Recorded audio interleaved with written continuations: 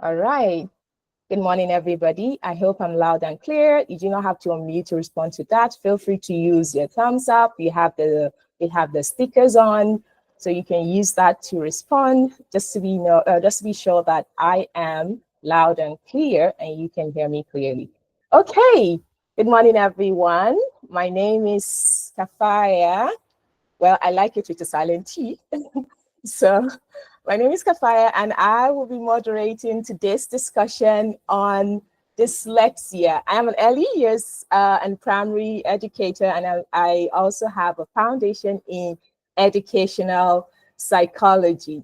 Thank you for joining us this morning. So wherever you're joining us from, please feel free to use the chat box to send a message. If you have questions, use the chat box. We wouldn't want you unmuting your mic, just so as not to disrupt the meeting. Thank you so much. I'm honored to be here because dyslexia is actually a very, very important area for me.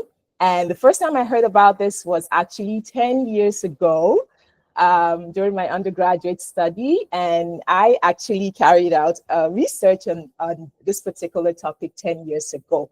And it was really, it was eye-opening for the teachers involved in the studies, in the study also. So before we begin, I'd like us to have a quick icebreaker. In one word, how would you describe reading when you were a child? Was it easy? Was it challenging? Or was it just something you did because your parents pushed you to doing it? Please feel free to use the chat box. If this is your first time on Google Meet, and you're using your mobile phone, you're going to have the three dots beside the virtual hand. When you tap on that, you find the in-call messages. So just access the in-call messages and type in your response in the chat box. How did you find reading as a child? Was it easy, challenging, or was it just something you did just because you had to? Okay. Okay, I see easy from Howlett. It started as memorizing, and later I learned syllables and later reading. Wow, that's like starting from difficult to easy. Okay, reading was easy for me. Oh, wow. Well, yes, reading comes in different ways for everybody. And as children, we do a lot of things that our parents just want us to do, things we're not interested in, but because we're just pushed to go and do it, we do it. While some people find it interesting, others not so much because of, how they were taught, maybe because of the teacher who took them through the process. As for me, well, it was easy. I even remember having a phonics teacher as a child, just to brush up on the whole speaking and the whole reading skills. So it's been interesting. If you're just joining us, please type in the chat your questions. And the question was, how did you find reading as a child? Was it easy? Was it difficult? Or just something you had to do? So today we're going to be talking about a very important topic, which is dyslexia. For some people, this will be the while for others, it's something they are very familiar with. Maybe because they work in the classroom or they work as educational psychologists or just work with children generally. Reading is a very important skill a person can have, but it doesn't come easily for everybody. And that is why we are here today. We're here today, to deepen our understanding of dyslexia, which is a learning disorder that affects reading and writing. So some people believe that it's just something that affects reading, but it also affects, writing. So today, if this is the first time you're hearing about the word, I'm sure you're going to leave here with a good understanding of it. So if you're someone who has always thought that a child who doesn't know how to read or finds reading difficult is just lazy, I can assure you that after today's discussion, you'll understand that it's not the child's fault. It's not because the child is lazy. The child's brain is just wired differently. So we're going to dive into the introduction now. I'll be introducing our speakers. Speakers, if you're here, please kindly turn your cameras on so that participants can see you. Yes, I can see Wali, I can see Nada, Aisha and Mariam. If you're there, please turn your camera on so that participants can see you. And if you're an attendee and you'd also like to have your camera on, please feel free to do that. We'd like to put faces to the names we're seeing on our screen. Thank you so much. So I'm going to start with good morning once again for those who are just joining us. I'll be starting the introduction of speakers now, starting with Waliu Bomojoku. You can see him right there on the screen. Waliu, wave to everyone, please. Okay, so Waliu is a qualified and experienced early childhood educator and psychologist with a focus on psychoeducational assessments and interventions. With over 8 years of experience, Waliu has evaluated hundreds of individuals and collaborated with diverse stakeholders to support neurotypical and neurodivergent individuals with special needs.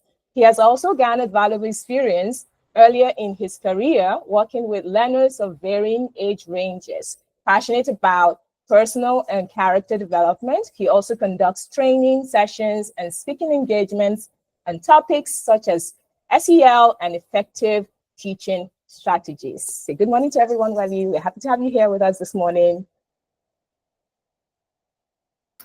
Good morning, everyone. Thank you for having me here, and thank you for gracing this event. Okay, and I move on to the next presentation. We're happy to have you. We have Mariam Abubakar. Mariam began her academic journey with a bachelor's degree in biochemistry from the University of Port Harcourt, followed by a bachelor's of education from the International Open University, the Gambia. She advanced her studies with a master's degree in educational psychology and a diploma in special education, both from the University of Lagos. And these qualifications have equipped her with the expertise to understand and address the psychological and educational challenges faced by learners across different levels. Her professional experience includes various roles in education sector, such as working as a classroom teacher, special needs educator, psychologist intern with the Association of Nigerian Educational Psychologists, and working as a school psychologist. Currently, she leads the educational psychology unit at Friendom Pal, a mental health organization where she applies her expertise in supporting the mental health and academic success of students. Good morning, Mariam. We're happy to have you here with us this morning. Good morning, Kafaya. Good morning, everyone. It's good to have you all here. Thank you. Thank you so much. And move on to our next speaker, which is Aisha Abubakar Atiku. She's an educator, teacher trainer, certified educational administrator, and the chief education strategist at Scandent Nurture Solutions. She has a Bachelor of Science Education in Chemistry and an MEd in Educational Administration and Planning. She has remarkable impact, and she has been teaching for 15 years and has spent the last 5 years as a school leader. Her remarkable impact includes empowering over 1,000 parents and teachers through training and development programs, ultimately enhancing effective instruction, parental engagement, and student success. Aisha's expertise shines in a commitment to inclusive education. She's passionate about helping students with various learning differences and equipping teachers to better support such students. Her passion for lifelong learning, teacher professional development, and advocacy for Sustainable Development Goal 4, which is quality of education, underscores her dedication to transformative education. As a change maker in the education sector, Aisha's voice and experience are invaluable assets to the global community. Join me in welcoming Aisha Abubakar Atiku. Good morning. We're happy to have you with us this morning. Good morning, everyone. Thank you so much for being here with us today. Uh, enjoy the event. Thank you. Thank you.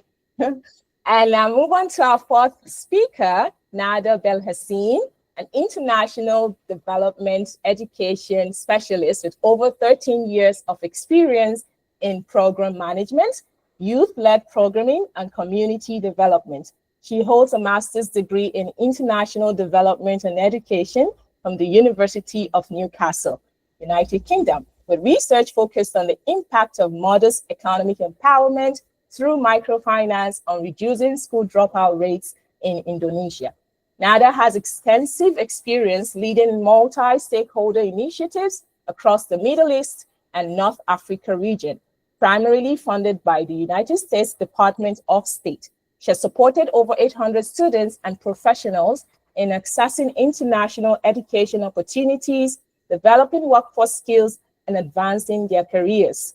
Committed to equity and inclusion, NADA focuses on reaching underserved communities to provide equitable learning opportunities, ensuring that education and professional development are accessible to all. She has also worked on youth and economic empowerment initiatives, connecting the private sector and civil society to co-create innovative solutions for youth employment and digital literacy.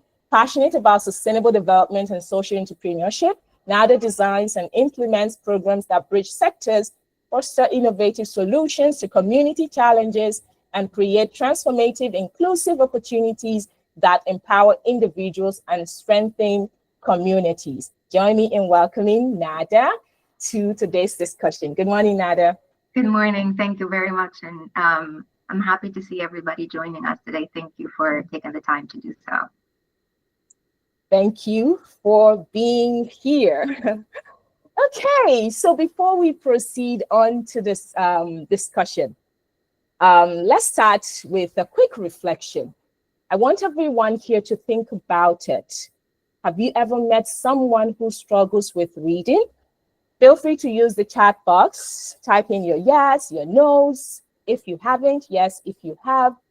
Have you ever met someone who struggles with reading? What was your first thought when you met this person?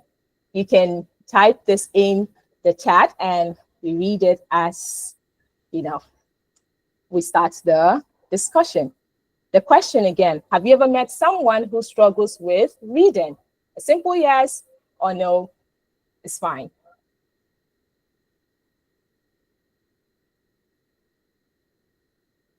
Okay, yes, yes. Okay.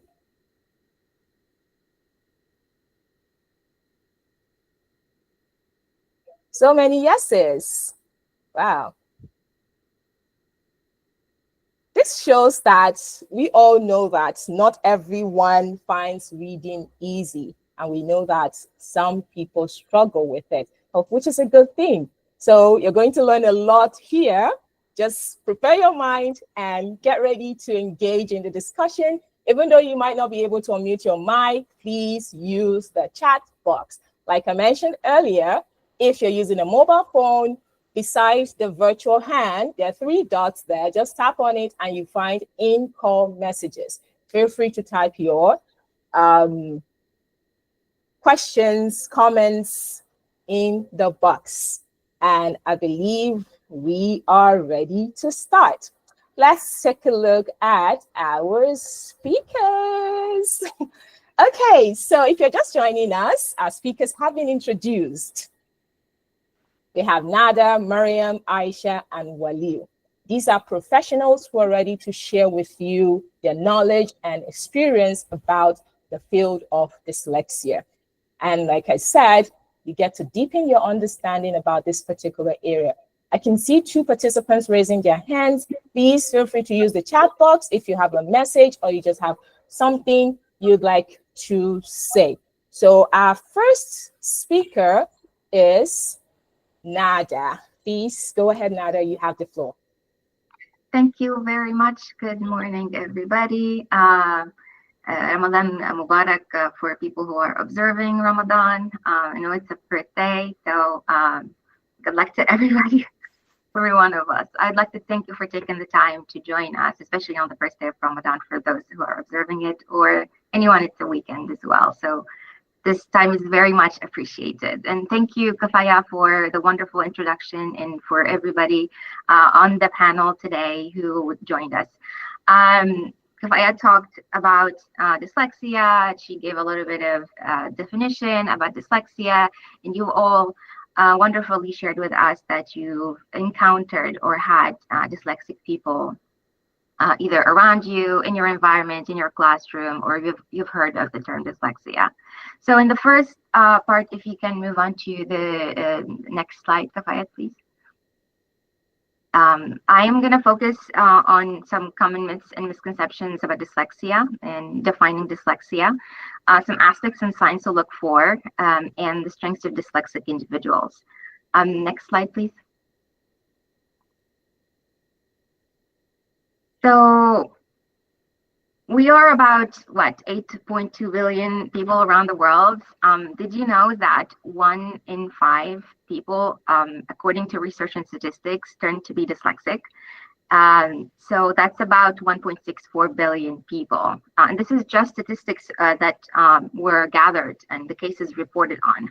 For example, in Africa, we struggle to get statistics to understand the reality of the situation. And that's why we're working hard, my colleagues and I and other fellows across Africa, just to raise awareness about dyslexia, in an effort to help gather all the data needed to help our children. Yet, despite how common dyslexia is, it remains deeply misunderstood. Many children grow up without being recognized for the way their minds work. So instead of being supported, they are often mislabeled. They're seen as slow or lazy and struggling and simply not working hard enough, unfortunately. But the challenge goes beyond the lack of recognition. Dyslexic individuals often face stigma within their own families, in their society, and at school, around their peers, in the classroom. They're made to feel as though their differences are flaws, not strength. And this constant misjudgment chips away from their self-confidence and limit their opportunities, which we'll talk about today through the presentation.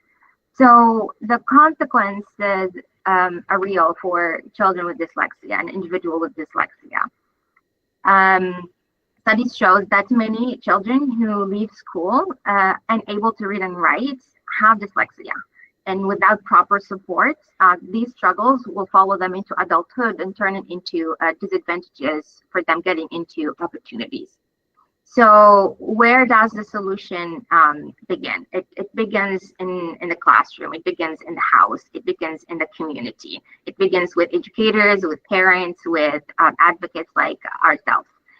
So the educators, I believe, have the power to identify dyslexia at an early age and adapt their methods or bring the help and the support the child needs. They would look at the strengths of the child and the learner instead of focusing on their deficits. Parents play a vital role in advocating for their children's needs and ensuring that they get the right support. And advocates like myself and my colleagues work to shift the mindsets around the stigma sticking to dyslexia. So to truly help individuals with dyslexia, I thought of putting together all the things that you should know about dyslexia, and most importantly, all the things that dyslexia is not. And for that, we're gonna just do a very quick minute activity. Kafayat, if you wanna just go to the next slide. So I want to start in not the typical way with that before defining dyslexia and giving you all the signs and symptoms of dyslexia. So let's talk about what dyslexia is not. Oftentimes there are myths and misconceptions that are labeled with dyslexia. So I want to ask you if you could take a minute. If you're not driving, if you're driving and you cannot do this, it's fine. I want everybody to be safe. So I am gonna put a link, or Kafayat, if you could put a link in the chat box, if that's okay with you. If you click on the link, thank you very much. So click on the link. You'll be prompted to enter a code. The code is on the screen. You'll get a box where you can type in your answer. Just tell us a myth or misconception you've heard about dyslexia that you know is not true. I understand also that misconceptions and myths about dyslexia could be affected by the local culture. So please know that this is a safe space to share. And then also, this is also shared anonymously, so you will not know who said what. So I'll just take a minute to do so if that's possible.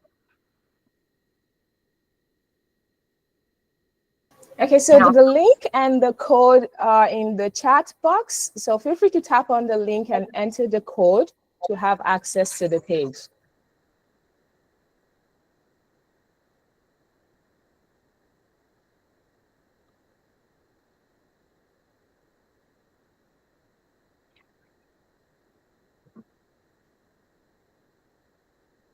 Remember, we know that these are myths and misconceptions and they're not true, and that there is no wrong answer.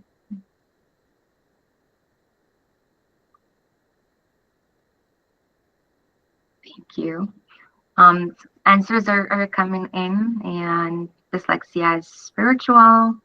Children with dyslexia are not smart. I personally have heard these before. Dyslexia is considered a spiritual problem. Yes, I've heard these, and I've also encountered someone who had to go through a lot of challenges because of that belief. They're mentally retarded people. They will never learn. They need special teachers to help during classes. I've heard that before also. And that's a very strong stigma that halts parents sometimes from getting the children the proper support. Children with dyslexia are just lazy.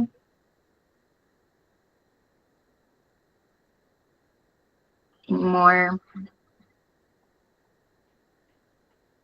Not smart, yes, lazy, inherited.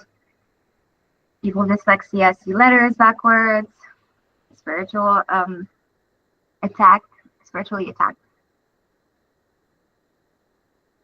Again, these are myths and misconceptions that you might have heard about dyslexia. I've heard a lot that dyslexic children are lazy. They don't want to work hard. They're not interested in learning.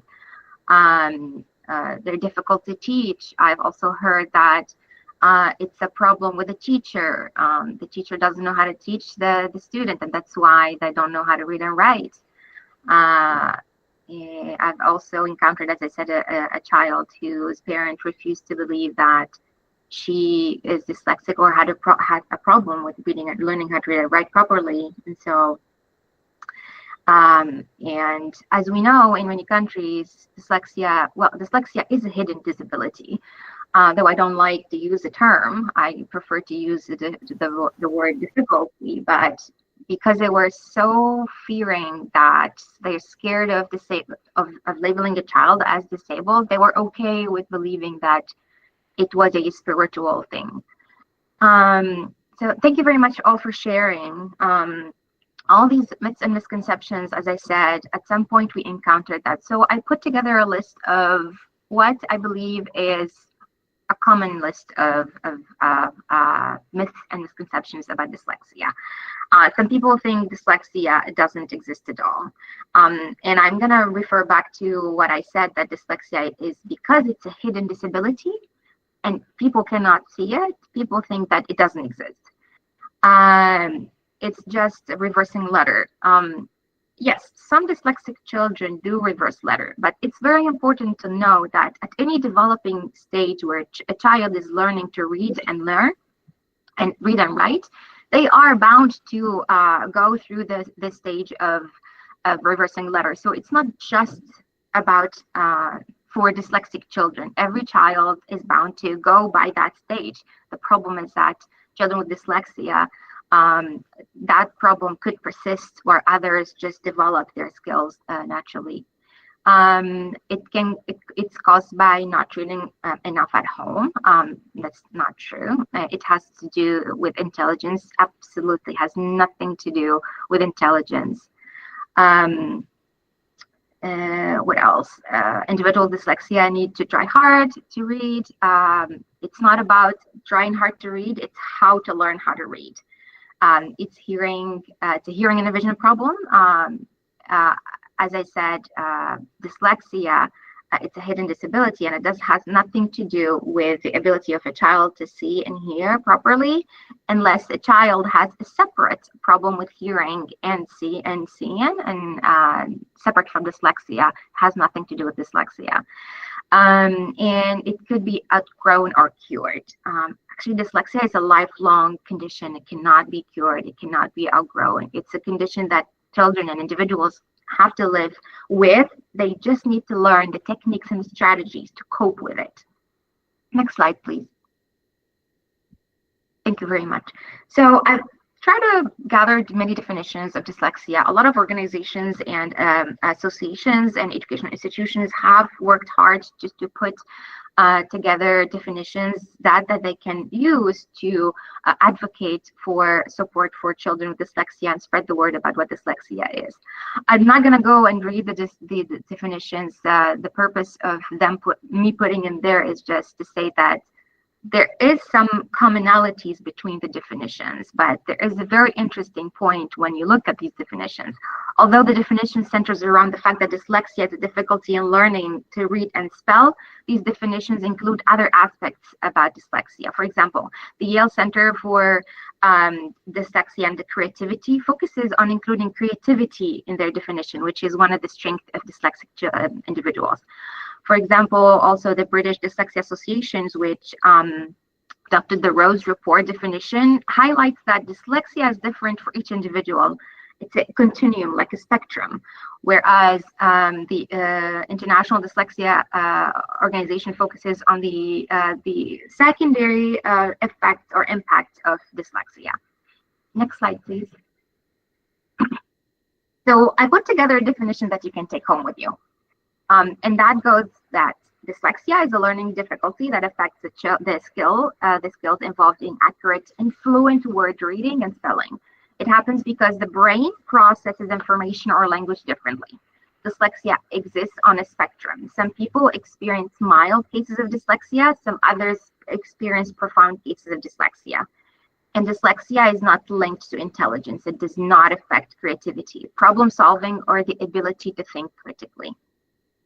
Next slide, please. So here are some takeaways from definitions of dyslexia that you can just use when talking about dyslexia. It's a neurological difficulty and not a physical problem. A difference in how the brain processes information is genetic, and it runs in families. Research show that dyslexia, if a parent is dyslexic, a child has a 50% chance just of being dyslexic themselves. And it's a lifelong condition that does not look the same in all people. Next slide, please. So I want to talk a little bit about how dyslexia affects the different aspects of dyslexia. So dyslexia affects various elements. It affects the phonological processing, which means that a child with dyslexia finds it difficult to work with sounds. In other words, splitting words or blending words can be challenging for them. Dyslexia affects visual processing. And saying processing, it doesn't mean that they have a problem with eyesight. It's just the way they identify letters and associating the letters with a sound. They often mix up similar letters and the sequence of letters in a word. Dyslexia also affects auditory processing. This means that children with dyslexia have a difficulty keeping attention, and they lose their focus if there are noises around them. And forget instructions they just heard. Also, dyslexia affects working memory, meaning that if you think of working memory, individuals usually can hold up to five to seven pieces of information at a time. A child with dyslexia can only hold 2 to 3 pieces of information. And dyslexia causes slower information processing, meaning it takes children with dyslexia much longer time for them to be able to do homework, to write a story, or to read a book. And so although children with dyslexia learn and can learn how to read and write, they do have similar signs of any child's developmental process. That's why sometimes it's very confusing at early stage for some parents and some teachers just to see signs for dyslexia. And that's why they should be looking for things. And that's why we're talking about what aspects of dyslexia is affected. Could you please just move to the next slide? When looking for the signs of dyslexia, as the teachers go by their school and as the parents just work with their children to do their homework, for example, parents should look for signs of dyslexia as decoding, encoding, and fluency. Could you please just go to the next slide so I can just focus more on what signs to look for in children specifically, because signs can differ from adults to children, but since today we're talking about children, I want to focus on children. So if you're in a classroom, if you're a parent, an educator, look at these signs: mispronouncing words, mixing up letters that look similar, mixing up the sequence of letters, slower reading speed, slower writing output. If you give a student a task in writing task, it's going to take them longer to do compared to their peers. Difficulty following directions and difficulty learning the alphabet in general. Remember, we cannot label a child as dyslexic without proper screening and testing. The definitions and the signs that we share with you today are not diagnosis tools. They are just things to understand and pay attention to, which is the first step to knowing when it's time to administer a proper testing run by professionals to get the most accurate diagnosis for the condition of the child. Could you please just go to the next slide? So now that we defined dyslexia and I give you a little bit of signs and symptoms and what affects dyslexia, what affects a child and their development stages as they learn how to read and write, I want to tell you about all the wonderful things that dyslexic individuals are and have. At the beginning, I mentioned that the Yale Center for Dyslexia and Creativity include creativity in their definition, which is one of the strengths of dyslexic individuals. I honestly look at dyslexic individuals and dyslexia as a superpower. They have every capacity to be brilliant and successful in life. Dyslexic children learn differently, but it doesn't mean they cannot learn.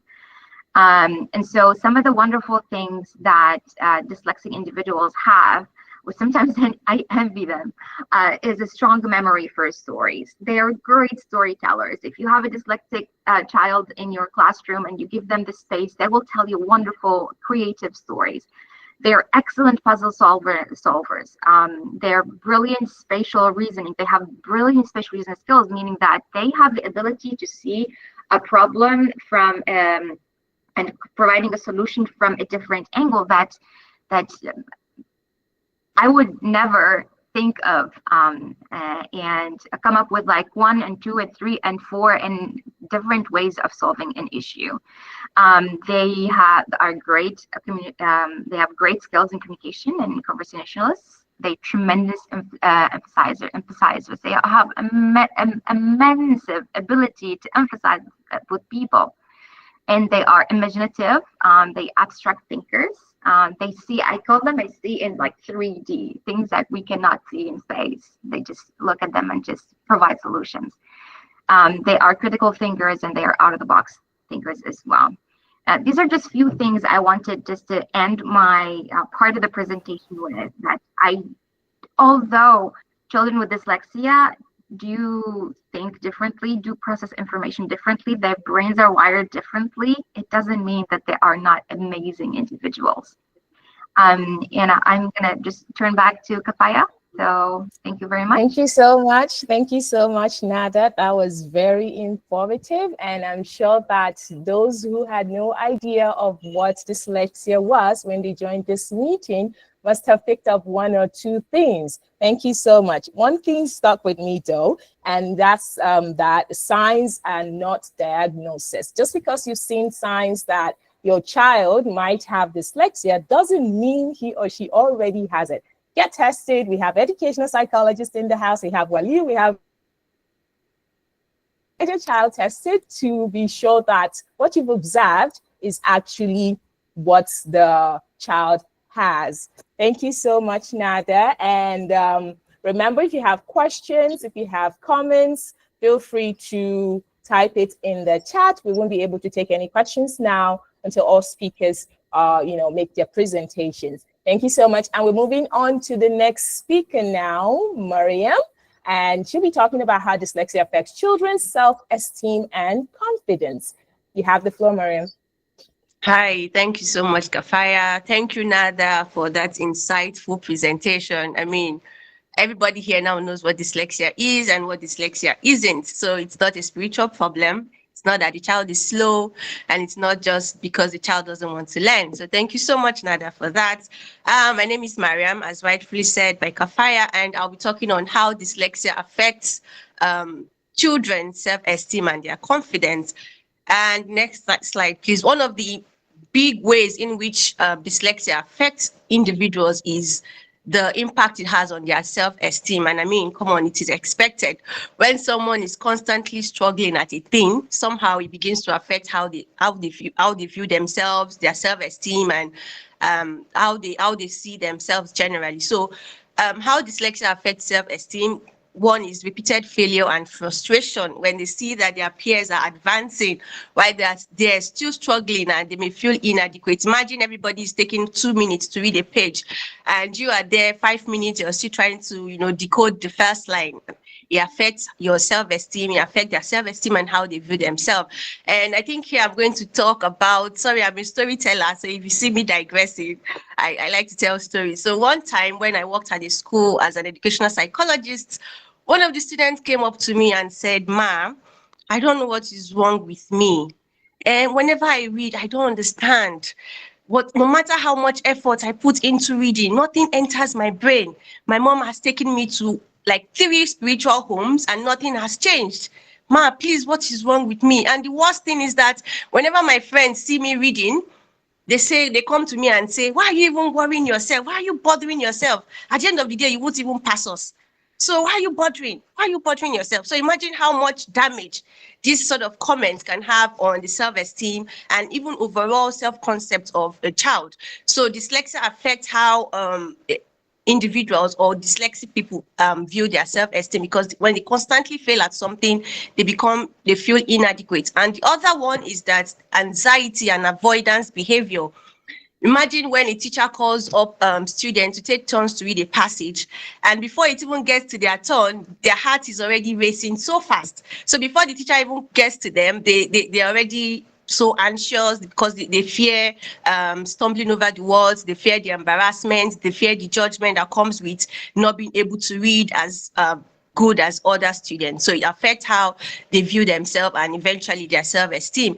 And even sometimes, because they just want to avoid reading activities in general, they bring up excuses that will make them avoid school. So they come up with excuses that don't even hold water. They might give excuses for not attending school, come up with excuses like they're sick, nothing is happening in school today, so why bother going? Meanwhile, they just use that as an avoidance behavior to avoid being called out in class to read. So this is how dyslexia affects self-esteem. Please, next slide, please. Another one is insensitive remarks and peer reactions. So imagine in this part of the world, in Nigeria, because I'm from Nigeria, there's this behavior that teachers do where they shame students. So they say shame, shame, shame, big head, coconut head, olodo head. So imagine a child who is naturally struggling to, read and try to even understand what's going on in the class, and the teacher is making such remarks, or the classmates are even making remarks such as the one I stated earlier, that no matter how much you try to read, you can never still pass us. How this sort of remarks can affect how the students view themselves. And a lot of times these remarks, they come from a place of ignorance, even from the teacher's point of view.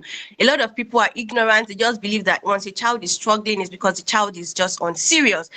Just recently, one of my big mommies, she went for a training. I think she's on this call. So she went for a training, and she said, she asked the teachers, do you know, does anybody here know what dyslexia is?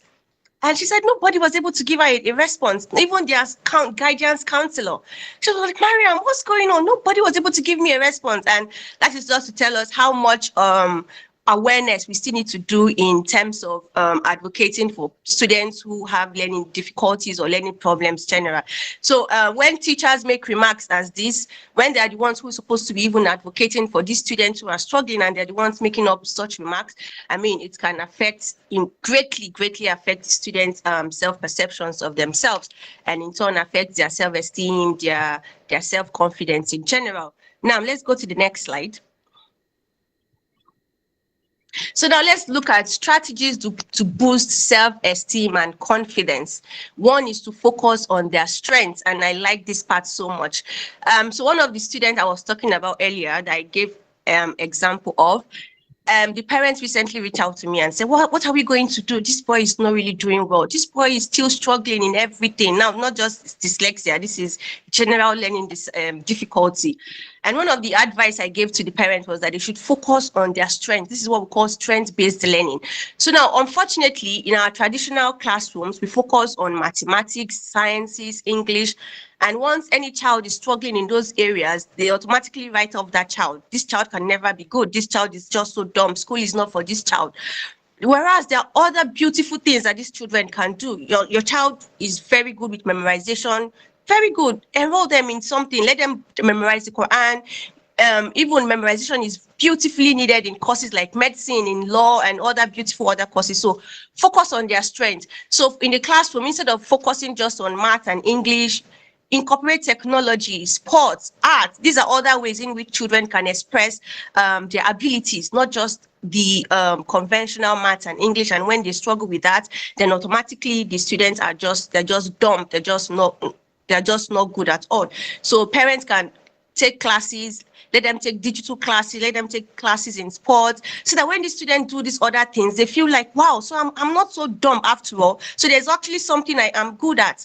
So we should focus on strength, which is what we call strength-based learning. And the other one is that we can provide alternative assessments, and this is especially to educators in the house. Not just all the time pen and pencil, written exams, written assessment, written tests.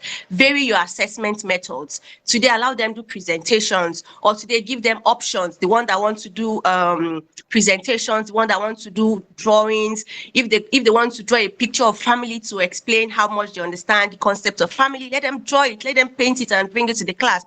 The most important thing is I want to test their understanding of the concept. So not just focus on written exams, written assessments. Let them do other things. Let them do poem presentation, drama presentations. All of these also boost the self-esteem, that these students realize that, oh, there's something else that I'm good at. So if I'm struggling with reading, while my peers are taking 2 minutes to read 5 pages or 2 pages, I mean, I can still do drama. I'm very good at drama. I'm very good at poem recitation. I'm very good at drawing. So when they begin to see that these other aspects to them, they realize that they're not so dumb after all. Now let's go to the next slide.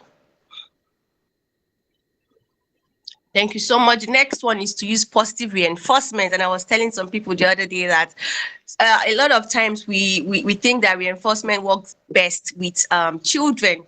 But let me bust you. Let me tell you, it works greatly even with adult learners. It works even with adult learners, because I teach adults, I teach children as well. And when you praise their efforts, when you tell them, wow, you're doing so well, it boosts their morale, because you acknowledge their struggles. When you celebrate their efforts over perfection, you don't just want them to read 2 pages in 2 minutes like others. You want to see the resilience they put into reading it. You want to see the effort they put into blending the words, into saying out, sounding the words, sounding the sounds. So when you celebrate their efforts, you encourage them, it boosts their self-confidence. So it works with all types of learners, no matter what type of reinforcement, whether it is tangible ones, intangible ones, it works immensely. So a lot of times I use this with my students. And another one that is not here, which I would say, is to practice empathy. as parents or even educators, we need to be very empathetic about our students. When you see them struggle, share your struggles with them as well. So for my students, what I say to them is that I used to struggle too. Did you know how long it took me to get this? It took me so long. So when I share my struggles with them, they realize that, oh, I'm not alone after all. So you share your struggles with them, you empathize with them, you say, I know it is not easy. I know it is not easy, but just put in the effort, just put in the effort. Recently, someone was telling me her sister had to give up on learning a certain thing. And I said, why? Maybe because she realized that she's always struggling at it. So we need to encourage them. We need to be very empathetic that this thing is not as easy as people think. They are also struggling in these things. So give them a lot of positive reinforcement. And another one is to educate peers about dyslexia. And here I'm going to share, there's this book, I don't know if anybody here has read it, or there's a movie of it on YouTube as well. If you've read it, I would like to read your comments, your responses in the comment section. It's called Front of the Class. The book is called Front of the Class. Has anybody here read it before or seen it anywhere? I'll be on the lookout in the chat box. Has anybody read Front of the Class? It's a book written by Brad Cohen on Tourette syndrome. So the author of the book, Brad Cohen, he struggled with Tourette syndrome. And so he basically documented okay, nobody has read it. So please take your time to please take your time to go read it. It's a very beautiful read. So the author narrates his struggles about living with Tourette syndrome.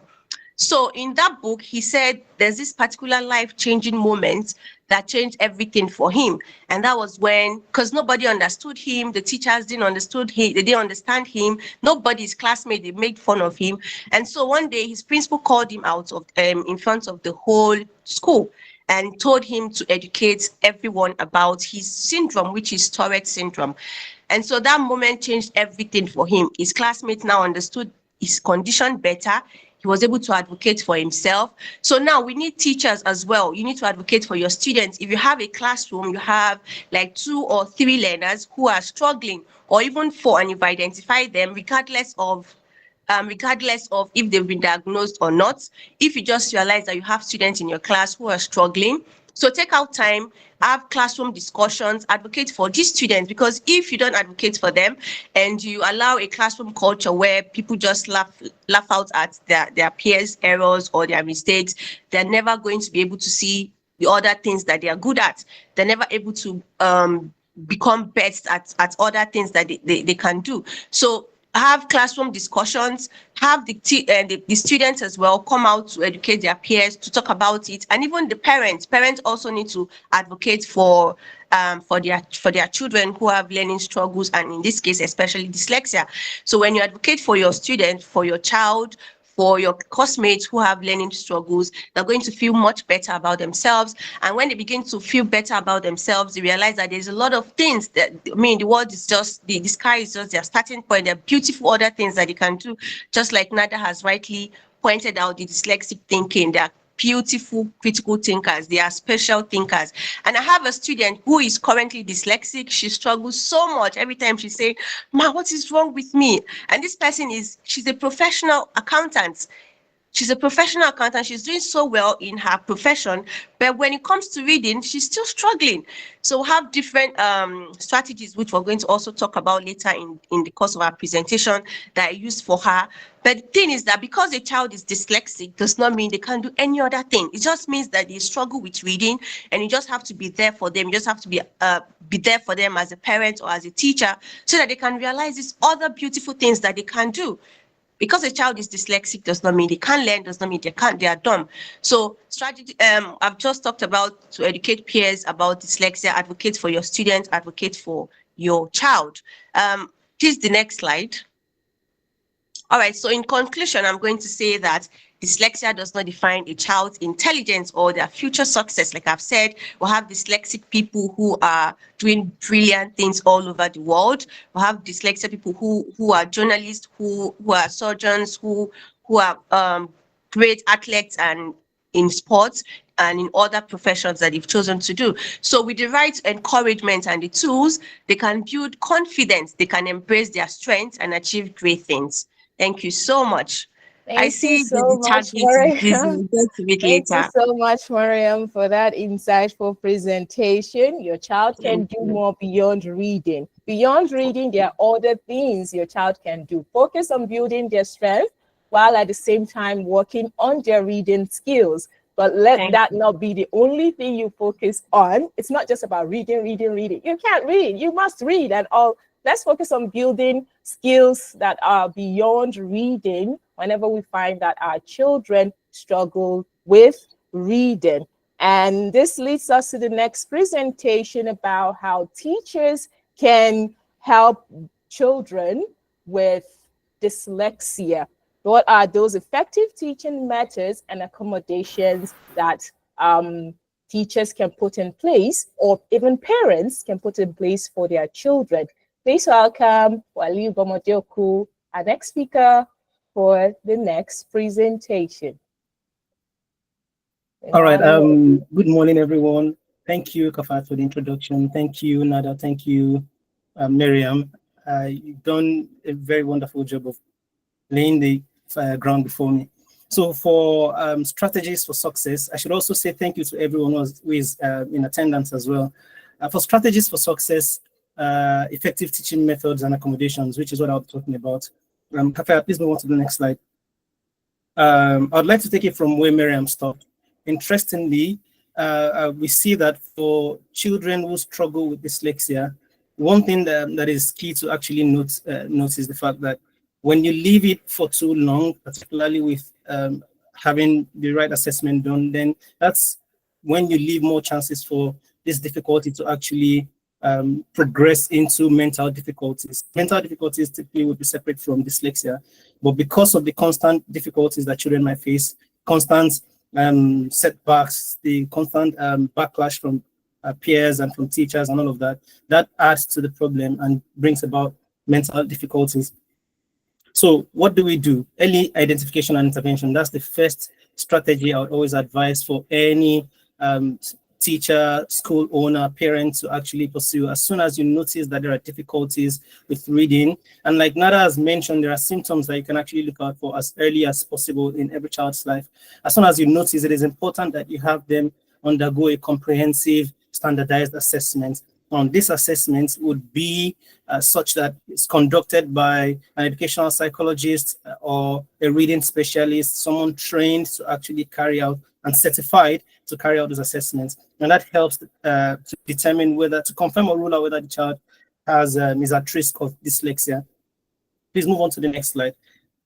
So that being said, that also helps to lay the plan for intervention as early as possible. Now, what kind of intervention really helps children who are dyslexic or individuals who are dyslexic?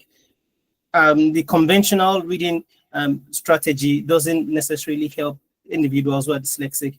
They need to actually go through the kind of reading intervention that is backed by the science of reading. That is all the researches that have been conducted, all the studies that have been conducted by cognitive psychologists, by reading experts. All of the findings are what is put into science of reading and used to determine what the evidence-based reading instruction is going to be like. And for that, I should also mention that I know we have teachers in-house, I know we have parents in-house, I know we have psychologists in-house. I should be very clear on this, that interventions for children who are dyslexic are not necessarily provided by teachers, particularly teachers who are not trained reading specialists. The reason why we are having this as part of this discussion is to put you in the loop, let you be aware of what it is that is required to actually help these children. So according to the National Reading Panel, evidence-based reading instruction must have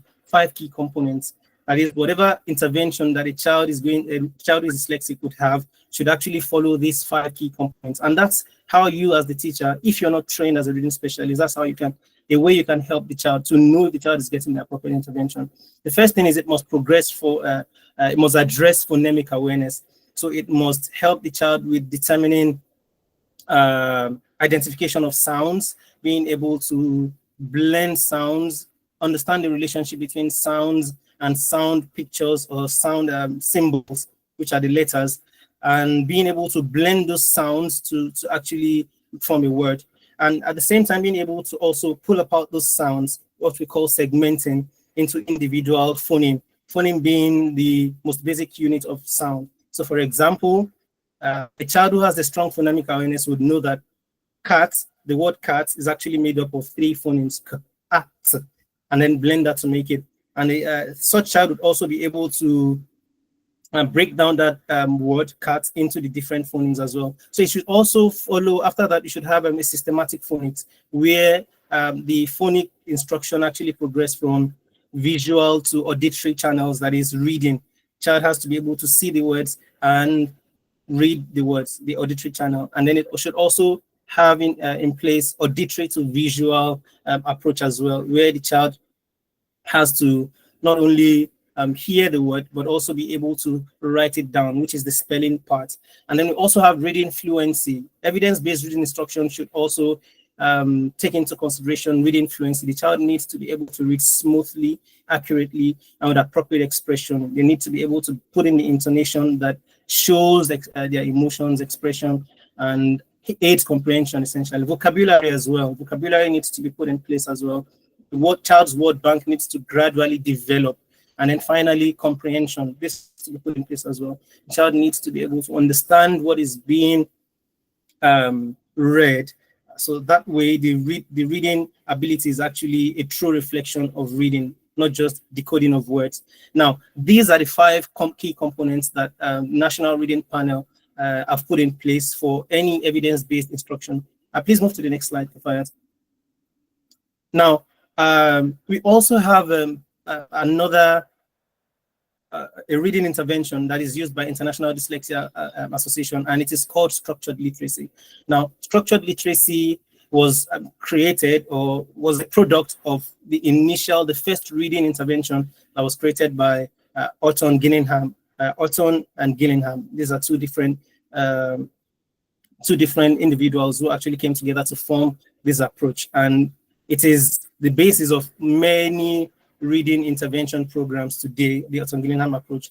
Now, that combined with the different kinds of findings of researches, is what the International Dyslexia Association has put together to form what they now term as structured literacy. Now, that structured literacy also follows some set principles in addition to the ones we've just talked about. First, it must be systematic and cumulative. Now, this is important for we teachers, parents, because when you have someone who is providing intervention for your child or for a child that is dyslexic, you might be wondering what exactly should you look out for? What should you consider to be able to determine whether the child is receiving the appropriate intervention or not? And these are the key components you need to look at. Like I said, the goal is not to equip us here with the reading, the intervention ability. That's something that takes reading specialists months of training to actually acquire, but this is just to get us, provide us with the awareness. So it has to be systematic and cumulative. Systematic in the sense that it has to follow all the components we've just talked about. It has to progress from phonemic awareness, move on to systematic phonics, move on to fluency, vocabulary comprehension, and then it has to be cumulative. Cumulative in the sense that there is no need to rush a child who is dyslexic. The progression of the intervention to another level has to be dependent on the level of mastery the child has shown on a previous level. And then it has to be explicit. Explicit in the sense that you shouldn't assume that the child would understand a particular aspect of the intervention. No. For a child who is dyslexic, you take every single aspect from identification of sounds to blending of sounds to segmenting of sounds, manipulation of sounds. You do things like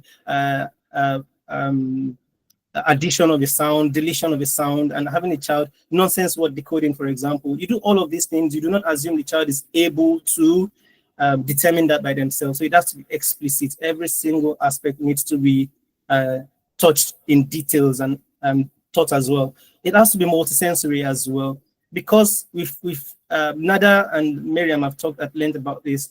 It has been established that dyslexia is a neurological difference that affects the child's ability to process language, really. So that's one part of the brain that is affected. Now, when you go multisensory and you provide intervention using both auditory, using the auditory, visual, kinesthetic, tactile approaches, what you're doing is you're allowing different parts of the brain to actually be involved in the intervention. So that way, is able to take information from different sources. And because children who are dyslexic are actually creative, they have strength in many other areas, they are able to learn better that way. And it has to be diagnostic in the sense that it's different for each child. It has to be that each child's difference is taken into consideration, and that's used to guide the intervention. Please, next slide, Kafayat. And then accommodations and modifications. Accommodations and modifications are the interventions that you put in place, whether that's in the classroom or for an examination, to ensure that the child has a level playing ground and they're able to learn. That's the whole point of inclusivity. And I have three different areas: the access arrangements. Access arrangements being the accommodations that are provided to help the child level the playing ground for an examination or test situation. So you have situations like extra time accommodation, alternative testing. Instead of having the child write lengthy words, the child can actually have oral testing. It could be filling the gaps. It could be a multiple choice. The child can also be provided with word processor, modified carrier language to aid comprehension. Modified carrier language implies that the child's questions would be set using simpler vocabulary, something the child understands. A reader, depending on the severity of the child's difficulty, a reader might be there to read to the child. A scribe might be there to write down the child's answers. And then you get rest breaks, supervised rest breaks, separate invigilation to manage anxiety, to manage difficulty with anxiety, and to also ensure that provisions of all of these accommodations do not interfere with other students in the examination setting. And then we have accommodations for instructional materials. Children who are dyslexic would need things like audio recording devices, text-to-speech devices, electronic readers. You might need to provide them with glossaries for them to reference whenever they are writing. And it could also be something as for word processor, turn on spell check as well. And then for instruction, you also need to provide modifications and accommodations, explicit teaching, multisensory instruction, graphic organizers, additional practice. They might need to practice a particular aspect more than other students in the classroom would do. So that's the point of inclusion. That's the point of inclusion, to ensure that the child's pace is being considered while they're learning. And then next slide, please. And then we have helpful strategies for dyslexic. So for individuals who are dyslexic, they also have different strategies that they can use to learn to read, to learn to spell as well. And maybe not all for individual child. Some children might find one much more interesting than the other. Rhyming, for example, is a way to help the child learn to read, to identify sounds, to identify words. So you have different kind of rhyming activities you can engage the child in. Mnemonics is another one where the child uses, for example, it could be the first letter of each word to create something that is interesting to them, something they can easily resonate with and use that. For example, you'd have spellings, for example, bed. You could use thumbs to show them, and you have different kind of approaches. And then you have mispronouncing as well. Mispronouncing, where the child pronounces according to what the sound is rather than just the spelling of the words. It also helps. We have syllabification, breaking down words into syllables. For reading specialists, they know all the different kinds of syllables and they teach the child different kinds of syllables to help them understand that. Chunking, and then linking pictures as well. And there are many other strategies that can be added to this. For reading specialists, they're familiar with that. Do I have another slide there, Kafayat? No, this is the last one. Oh, seriously? Okay, I'll speak. All right, so just to wrap this all up, I would say, once again, emphasize teachers that are here, parents that are here should not feel overwhelmed. This is not the function of the parents. Rather, it's to bring you into awareness, to know what to look out for when you're providing intervention for the child, when you have a specialist that's working with your child. And that would be all from my end. Thank you. Thank you. Presentation. I'm sure everyone here has learned one or two things. And like you said, parents, this is not exactly your job, but you can provide support at home while the professionals do their thing, run the interventions, just work hand in hand with the professionals to ensure that what they're doing is not just one-sided, because it takes everyone to ensure that the child, learn the best way possible. Thank you so much, Walu, for that. And we're going to move on to the next speaker, where we learn about how to support children with dyslexia. So this is relevant not only to teachers, but parents as well, and other professionals in the house. Aisha, are you there? You have the floor. Please go ahead. Oh, okay. Yes, I'm here, Kafayat. Thank you very much. Yeah, and thank you everyone for staying with us. We've listened to Nada talk about what dyslexia is and what it isn't. We've also learned from Mariam how dyslexia affects the self-esteem of children with that's learning difference. Mr. Waliu has also equipped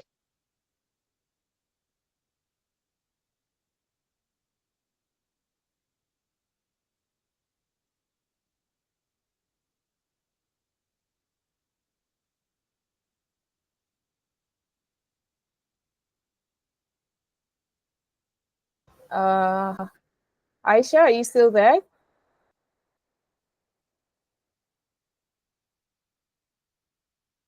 Can anybody hear me, please? Please give me a thumb up if you can hear me. Okay, we lost you for a few seconds there. We couldn't hear you. Aisha, okay.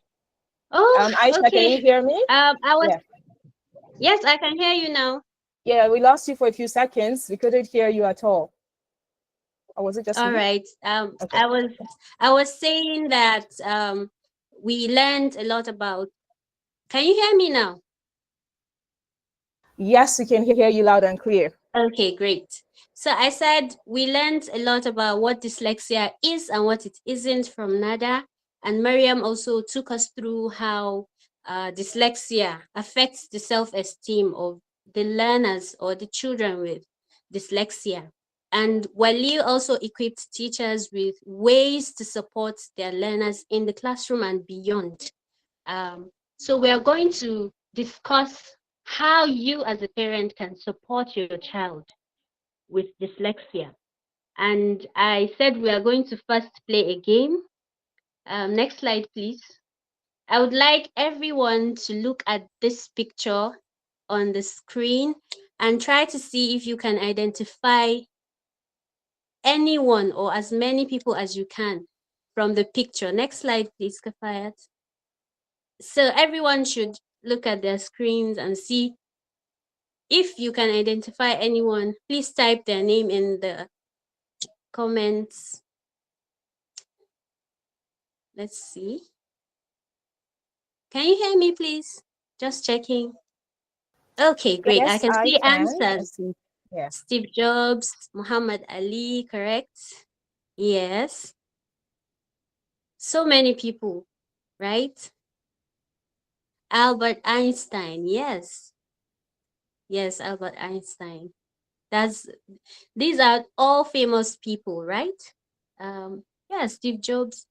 Can anyone see? Yes, Keanu Reeves. Cher, yes, the musician. Great. So all these are famous people, right? Now, does anyone here know what these people have in common? They all have something in common. Yes, Walt Disney is amongst the people here, yes. Did anyone spot Bill Gates? J.K. Rowling's? They're all having they share one similarity. Can anyone tell us in the comments? Okay, to save our time, right? Everyone you are seeing on this screen had or has dyslexia. Yes, which is a neurodiverse condition of learning difference. It is not a curse. As you can see, these people have achieved greatness despite the learning difficulty they faced during their through the course of their life, right? So yes, Whoopi Goldberg, Great, thank you. So let's move to the next slide, please. Thank you.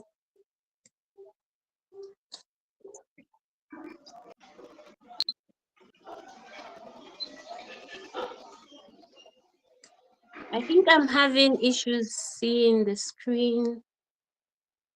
That should be network, but Okay, yeah. The yeah, next but slide is up, most likely your connection.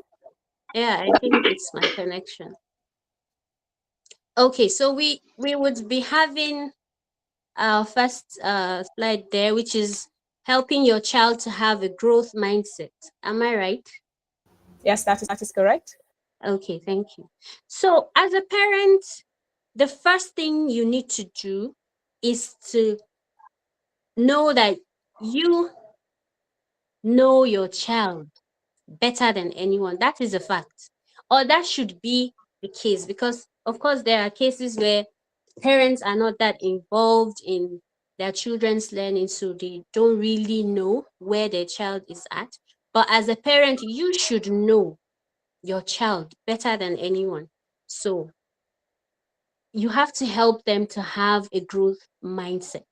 And you can only do that if you as a parent have that growth mindset, meaning you're supposed to model that mindset to your child that has dyslexia.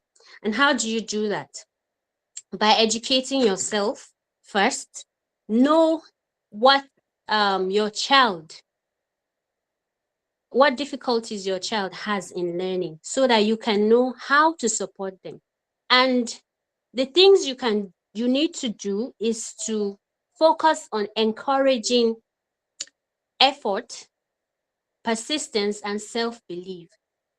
Self-belief in the sense that, yes, I can do it. Even if I can't do this, maybe if I can't read well, I can become better at it. And there are other things that I can do really well. So you need to be that rock for your child with dyslexia. And at this point, I would like to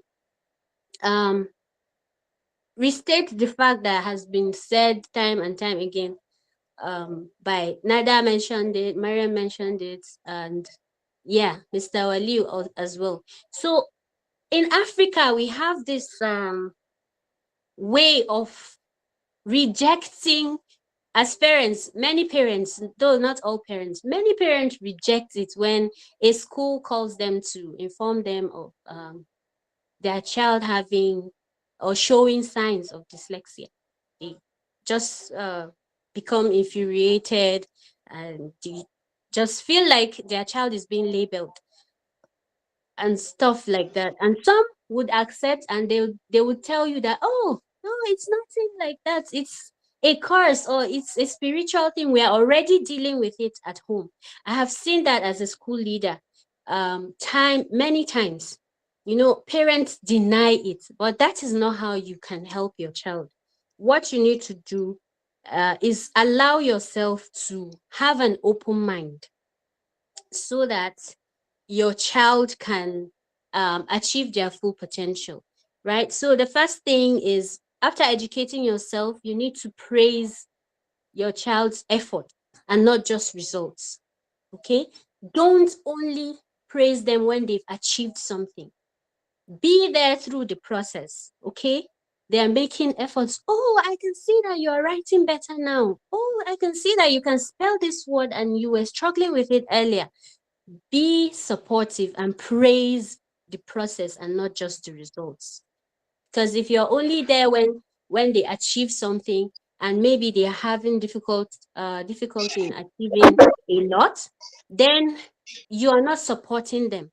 So the next thing is for you to emphasize progress over perfection. Okay, and it is really difficult to be there through the process, like I mentioned earlier. But once you emphasize to your child that it's not about getting it perfectly, it's about your efforts, it's about putting in an effort and seeing results, tiny results, little wins. Okay, so we need to let the child have that kind of mindset. Next, we also need to encourage self-reflection and self-improvement. What does this mean? It means you need to have your child equipped enough to know that when they are in a situation where they find themselves having difficulty understanding something, tell them to breathe, just take a step back, relax and think, okay, what is the problem I'm having right now? Okay, this is what is difficult for me. What can I do? I can ask for help, right? Then you tell them all these things and make them used to reflecting, and then self-improvement as well. Okay, I don't know how to do this, but I can try. And I'm good at this. There's so many ways things can be done. So I just need to calm down. I need to believe in myself. Having that growth mindset, it doesn't only, it's not a responsibility that should be on the school alone. As a parent, it should even weigh more on you, because you should be the support they need and work with the school to help your child to improve. Next slide, please. Okay, I believe the next slide is up. Yes, it is. Building resilience and perseverance. Thank you. Yes. So building resilience and perseverance. How would you support your child to be resilient and to persevere through all the challenges that they may face with their own kind of learning difficulty? First is for you to create a safe and supportive home environment. How do you do that? Most of us as parents, I would love to say African parents, we have this short temper when it comes to our children. Even teachers who are parents have this, do I say, challenge. We need to be, we need to create that safe environment for our child that has this learning difference. You know, support them, let them know they can ask anything without you saying, you don't know this simple thing you're asking. Even your sister can do this, even your brother can do this, your little brother. Why is it why are you so lazy?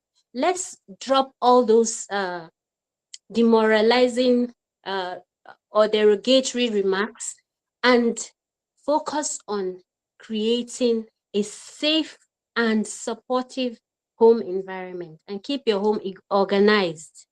You know, let them know where they can get their colors, where they can get their pencil from, their drawing sheets, their books are kept well organized, because that also helps with creating a supportive environment. Also, you should encourage open communication and emotional expression.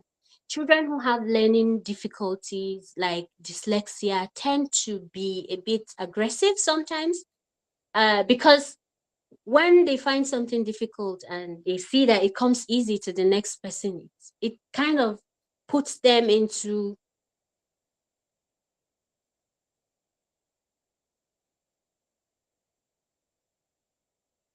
this frustration and react somehow. So you need to, they are trying to show what they're feeling, you know, regarding the difficulties they're having. Encourage them to, okay, what is it? What do you need help with?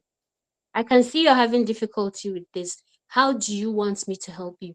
If you ask, children are very great. They are very creative at proffering solutions, different solutions. Like I can remember Neda mentioned that people with dyslexia have a 3D way of thinking.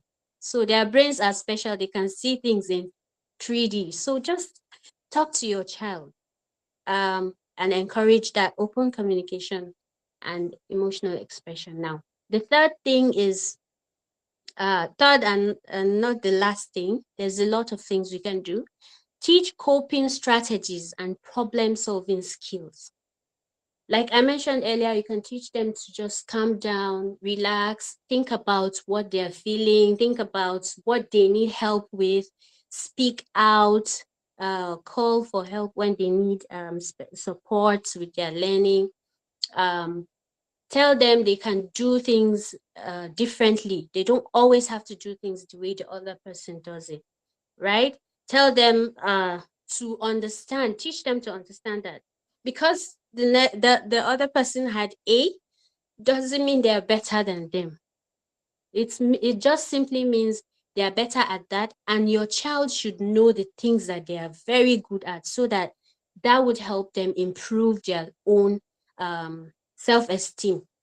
Yeah, let's have the next slide, please. Okay, I want us to take a moment to share one positive quality or strength as parents that we know our child has. It could be creativity, kindness, anything. Just share that, please, in the comments. Thank you. Let's take 1 minute to do that quickly. Okay. I'll be reading the comments. All right. I can see someone wrote fast memorization skill. Great. That's very, yes, psychomotor skills. Perfect. Yes, these are all things that people's skills. Great. Wow. If you have questions, okay, I can see. Yes, yes.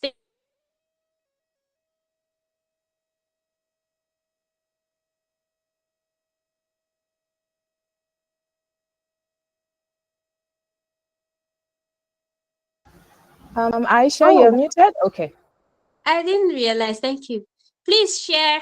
Please share. I'm reading. Yeah, very good at drawing. Beautiful. Yes.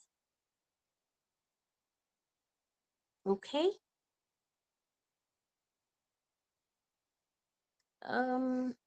Please drop those positive qualities, those strengths you know your child has. And okay, I think our time is up. Very kind, beautiful.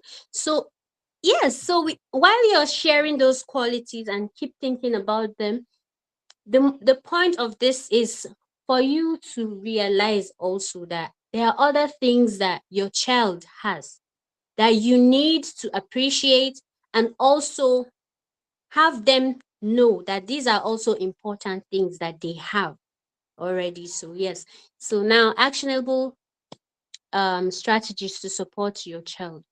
First, use of multisensory learning techniques. Mr. Waliu mentioned this earlier. So multisensory in the sense that you tap into all their other senses, like that of speech, touch, hearing. When we talk about visual learning, you can use pictures to support your child, the charts, diagrams at home. You can use them to help your child to learn, because that would help them understand better. We also have kinesthetic, which involves movement.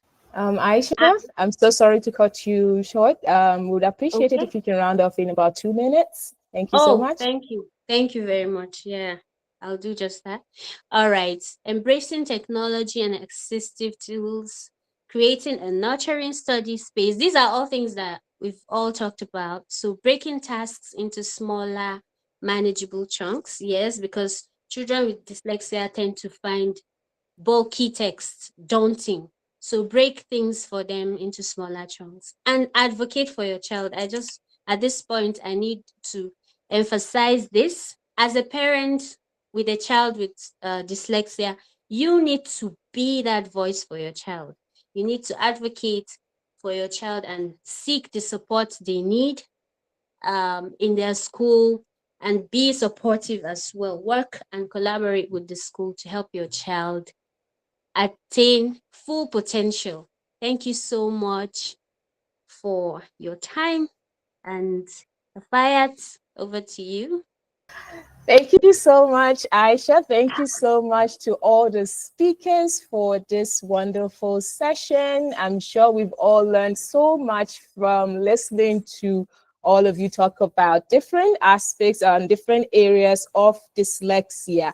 So if you'd like, if you have questions, please type it in the chat. We'll be taking questions that have already been sent now. I have the first question from Iqbal.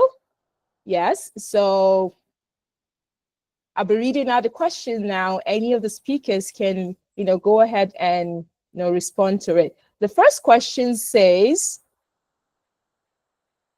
how can we test them in a way we don't give them easier exams compared to their classmates? Speakers, did you get the question? How can we test dyslexic learners in a way that we don't give them easier exams compared to their classmates? All right, I think I'll just come in there. So to answer that, I would say, firstly, if the student has been diagnosed with dyslexia, then one thing we need to understand is that there would be need for interventions, accommodations. Now, part of those accommodations, like I mentioned when I was talking about the access arrangements, might be modified career language. Now, something like modified career language doesn't mean that you're giving them simpler questions. Rather, what you're doing is you're providing an accommodation that allows that allows a level playing ground for the child. So for a child that an assessment has shown that they're struggling with comprehension, for example, providing modified career language implies that you're giving them the same questions, or you're using simpler vocabulary to pass across the message.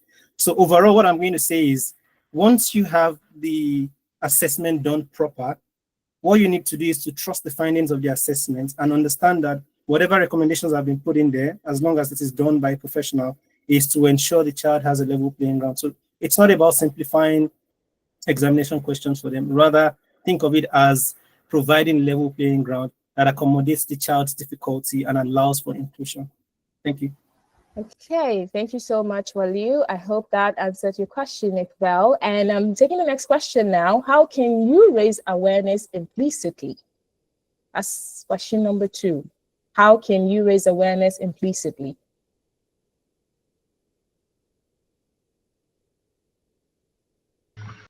I can just answer that a little bit, and then just to the rest of the speakers if they want to add to it. Just briefly, what I want to say is raising awareness and implicitly should not work together. We're trying, I understand that we don't want to put parents on the spot. We don't want to put children on the spot. And so raising awareness should be a bang, should be loud. We should use it to be able to remove stigma. But I understand that as educators and as advocates, we find ourselves in situations where it's huge stigma in communities and societies. I think some of the first steps is just to obviously not to put children on the spot, especially when it comes to screening. When talking about dyslexia, try not to maybe just pick and choose children who you think might have dyslexia and just having them just in one group. Or their parents in one group, and that way I think we can start just implicitly in a way that you don't offend anybody, just respect the rules of the unwritten rules of the society.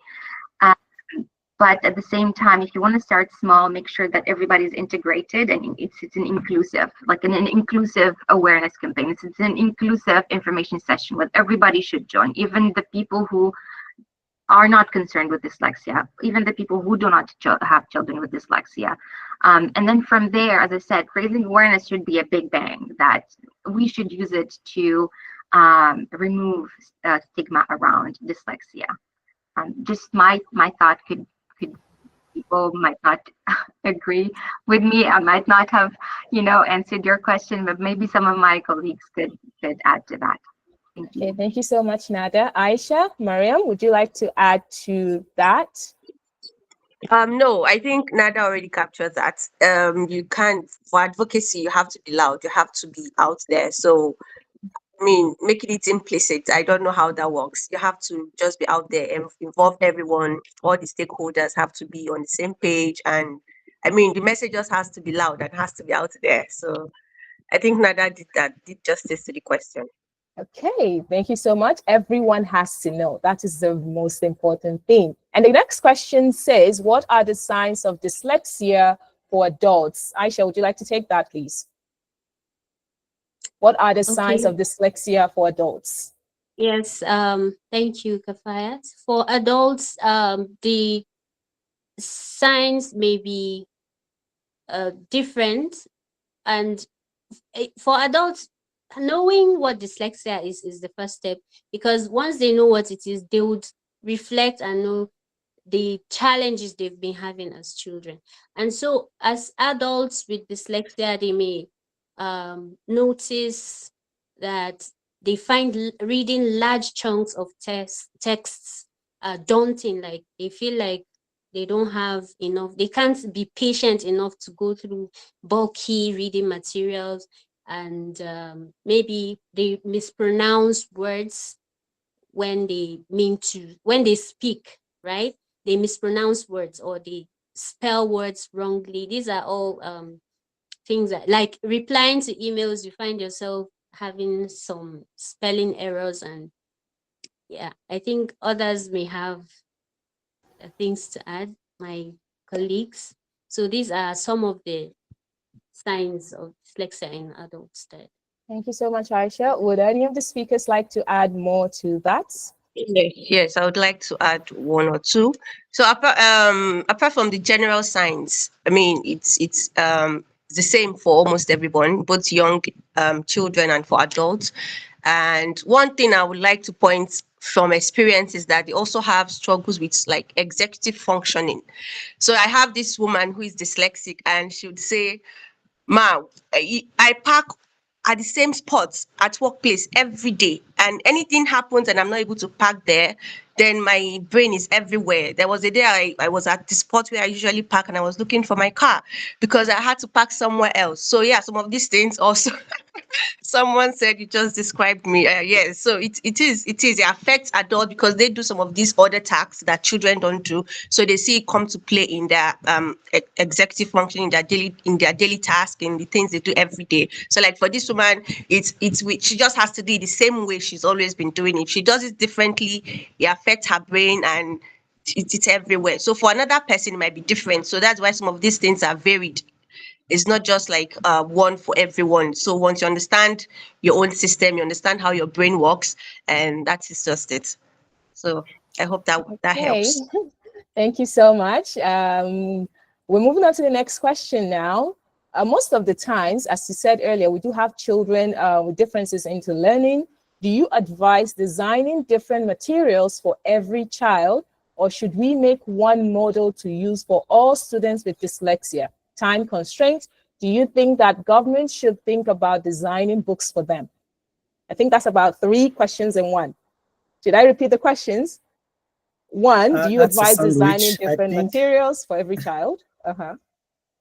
All right, yeah, just to answer that, I think I would answer that. I'll try to answer that in one or two, a few sentences. So for designing interventions, basically speaking, for children who are dyslexic, no, you cannot have a one-size-fits-all for all children that are dyslexic. If you remember when we're talking about structured literacy, we mentioned that it has to be diagnostic. It has to be diagnostic because each child presents with their symptoms in different ways. For me, in my practice, I have seen a dyslexic child who could read perfectly, very fluently, was a fast reader, use all the intonations that could be required, but then they struggle with comprehension, and the struggle with comprehension actually spilled into something else. So there is no one size fits all. You have to, and that's why we say a specialist has to be involved. They have to take into consideration what the finding of the assessment reveals, what areas of difficulties have been revealed, and then design intervention in that regard. And for answering whether the government should provide books and all of this, there are many books already. You have many kinds of reading intervention that are structured around Orton Gillingham approach, that are structured around science of reading as well. So I think what's more important is to do the research and find out more of what can be used. Policymakers, government, everybody would come together to ensure that, you know, inclusivity is the major focus. And I think that's my response to that question, really.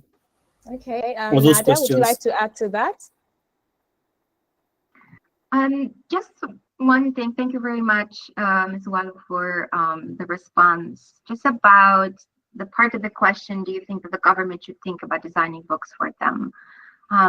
We wanted for the education to be inclusive, and I dream of a day where a book could be used for a child without dyslexia and a child with dyslexia. Actually, I feel like the techniques and the strategy that we use to learn to teach a child with dyslexia how to read and write could be used for anybody. Unfortunately, there are, like, I'm taking an example of Tunisia. We do have, for the severe cases of dyslexia, we do have like a few centers where I think they have their own material to teach children. I don't know if that could be adapted to a formally adapted and used book by the Ministry of Education. I mean, I can connect with anyone interested to know about the Tunisia side of things, since I work with some of the centers and I have an understanding about the kind of work that they do. But that's just the one thing that I wanted to mention, is that we want to make sure that we're not segregating the children with dyslexia, but then making everything inclusive and open to everybody. Okay, thank you so much. Okay. Yeah, sorry, I just want to add one quick thing. Thank you for saying that, Nada. I just wanted to point out that the primary reason why dyslexia is a major problem, why we consider it a major problem, is because the major symptoms of difficulties that you would see in dyslexia is what the education system is designed around, reading and spelling, really. And if you think about it, for the cognitive functions, if I tell you that I struggle with a sense of direction, for instance, I can't remember places, you probably wouldn't pay as much attention to me as much as it would be if I tell you I can't read or write. So what I'm trying to say in essence is, and I agree with Nada, books, yes, but maybe not always. Someone who is dyslexic might actually learn a different way, you know, multisensory. You might need to bring something else, you know, like Nada said, there are centers, they might use audiobooks, they might use something entirely different. So just be creative about it, be open-minded, and that's it. I don't want to say too much. Thank you so much, speakers. Next question, is it really necessary for students with underlying conditions such as autism, ADHD, Down syndrome, etc., to undergo a dyslexia assessment, even though they demonstrate some symptoms of dyslexia? Okay, I think, okay. Yeah. Right. So there's something we call comorbidity. That is two issues co-occurring at the same time. So in this case, like you've rightly pointed out, autism and pairing with dyslexia, a child with ADHD pairing with dyslexia, and just like that. A lot of times these things happen and we call it comorbidity. So yes, if you observe that a child has these tendencies or these struggles, the best thing you can do for that child is to, you know, get them diagnosed, let them get the testing done, so that you can now provide, or whoever is in charge of them can tailor their learning activities towards like to the best method that can learn. Because if you just assume that, oh, they have autism and that is all, what if they have other underlying conditions that need attention and you're just ignoring that part? So yes, a child is struggling and you've observed that, let them have the testing done so that they can get the right support that they need to thrive.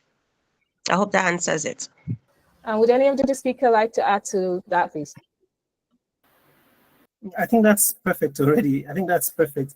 If you have it's comorbidities, like she rightly said, assessments typically, for example, things like ADHD, they all have different symptoms. So I think what's more important is for teachers, for educators to be able to identify the symptoms of, you know, many of these conditions. They are quite common. Once you identify those symptoms, you know exactly what it is that you suspect and what the psychologist would be, or the assessor would be tailoring your assessment towards. So it's a matter of having the proper assessment done really, and then the interventions would come around the findings of the assessment. Okay. I believe all questions have been answered. If you still have more questions, I'd like to ask our speakers if it's fine by them to drop their email address in the chat for any attendee who'd like to reach out, maybe to learn more about this topic of discussion, or, other areas of your expertise. So Aisha, Mariam, Waliu, and Nada, if you would please drop your email address in the chat for attendees to note down so that they can reach out if they have further questions. And we apologize for taking extra time. We should have rounded up this meeting like 15 minutes ago, but I believe we're still on track. We're just like 15 minutes ahead of the time we're supposed to round up. So please keep your eyes on the chat box. Mails are dropping from speakers. So if you have questions you'd like to ask them, maybe you have a child struggling in your class, even if it's not about dyslexia, feel free to reach out to them, and I'm sure they'll assist in whatever way they can, or even maybe refer you to someone who can provide the needed assistance. Yeah, that's just it. So speakers, if there are no further comments, I'd like us to round off today's discussion. It's been wonderful, it's been insightful, and I'm sure that everyone here has taken one or two things that they can apply, whether in their homes, in their schools, or as just an adult who has a niece, a nephew, a child of their own, just to be sure that they're doing it right. And they have people like you. Oh, you can reach out to me too. I'm an educational psychologist, by the way. So you can reach out to me too if you have any questions or whatever it is about, about a child, and we'll be happy to assist in whatever way possible. Thank you so much for taking time out of your weekend, to spend it with us here to deepen our understanding on dyslexia. Speakers, would you like to give some, thank you words before we call it a day? I just want to say a big thank you to everyone. I mean, the attendance is very impressive, and we're grateful to have you. We're grateful for your engagement and for just taking out the time to be a part of us and making this a success. Thank you all so much. It means a lot to us. Yes, thank you very much for everyone who attended. We hope to make more of these, and so we'll keep you posted once we do have more of these workshops and sessions. And thank you for all the speakers and for Kafayat for just moderating the session and for your time. Okay. We appreciate everyone for being here with us to the end. I just want us to leave this event knowing that dyslexia is not a problem of intelligence. It's just a reminder. It's not a problem of intelligence or laziness. And we should be, as parents, we should be advocates for our children. Be that voice. If you're a teacher, be that voice. Community also, let's support people with dyslexia so that they Thank can you so much, thrive. speakers. Yeah. Okay, before we round it off, I noticed that Najar has been driving. Do you have a question you'd like to ask before we close off the meeting? Najar, can you hear me, please? Do you have a question? I can see that your hand is up and you've been driving, so maybe you weren't able to type. Hi, everyone. Yeah, I was driving all the way. So I really enjoyed the workshop. Thank you, everyone. Actually, you gave a lot of information about dyslexia. So it's so informative. So I just really want to thank every one of you. Thank you. Okay, I think we lost her, right? Okay, so thank you so much. So I think we have more hands. Yeah. Okay. Yeah, I was going to say thank you as well, but we also have one more. Yeah, Janet. Yes. Can you hear me, Janet? I can see your hand is And also up. especially Nede. Oh, I know her. I know her. Yes, we lost her a little bit. Oh, And we lost you there a little bit in the elevator. Sorry. yeah. Yes. Yeah. So I just wanted to say happy Ramadan, everyone. I really enjoyed the workshop. It's so informative. Thank you, thank you, thank you. So I need to go to class now. Thank you so much. I was on time. So Thank you take so care, much for everyone. joining us. Sure. Okay, Thank you. I believe we're good. We're good now. Janet, she already sent a comment in the chat. So thank you so much, everyone, for joining. Enjoy the rest of your day. My thank you. Thank you very much, everyone. I'm not proud. Thank you very much for your time. Thank you for everything you've done, for being present. I really appreciate this. Thank you. I hope we do this again. Have a good day. Yeah, have a good day, everyone. Bye. Thank you, Mr. Fayad. Thank you. Mr. Fayad.